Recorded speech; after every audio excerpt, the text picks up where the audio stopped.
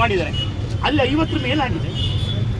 ಇಲ್ಲ 50 ಮೇಲೆ 56 ಆದಮೇಲೆ ಯಾಕೆ ಅಲ್ಲಿ ಹೋಗಿ ನಾವು ತರಬೇಕಾಗಿ ಯಾಕೆ ಇದು ಮಾಡಲಿಲ್ಲ?